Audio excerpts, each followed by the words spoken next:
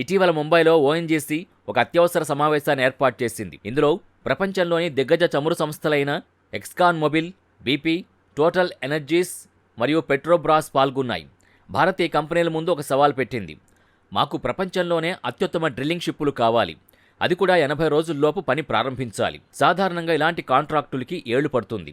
కానీ భారత్ ఎంత తొందరగా ఎందుకు చేస్తోంది? దీని వెనుకున్నది ఆగ్నేయాసియా వ్యూహం. చైనాకు అండమాన్ సముద్రంలో చెక్ పెట్టడమే కాకుండా ఇంధనపరంగా ప్రపంచాన్ని మనవైపు తిప్పుకోవడమే మోదీ ప్రభుత్వ అసలు ప్లాన్. ఈ మిషన్ ప్రధానంగా 2 చోట్ల జరుగుతోంది. అండమాన్ సముద్రం. ఇక్కడ సముద్రం చాలా లోతుగా ఉంటుంది. నేటి వరకు ఇక్కడ డ్రిల్లింగ్ చేయడానికి ఎవరూ ధైర్యం చేయలేదు. కానీ ఆధునిక అల్ట్రా డీప్ వాటర్ టెక్నాలజీతో భారత్ ఇక్కడ భారీ చమురు నిల్వల్ని పసిగట్టింది. Krishna, Godavari, KG basin. ఆంధ్రప్రదేశ్ తీరంలో ఉన్న ఈ బేసిన్లో ఇప్పటికే పనులు జరుగుతున్నాయి. కానీ ఇప్పుడు దాని వేగాన్ని 10 రెట్లు పెంచారు. భారత్ ఇప్పటికే తన స్ట్రాటజిక్ పెట్రోలియం రిజర్వ్స్ని విశాఖపట్నం, మంగళూరు మరియు పాడూర్లలో నిర్మించింది. అత్యవసర పరిస్థితుల్లో దేశాన్ని కాపాడడానికి ఇవి ఉపయోగపడతాయి.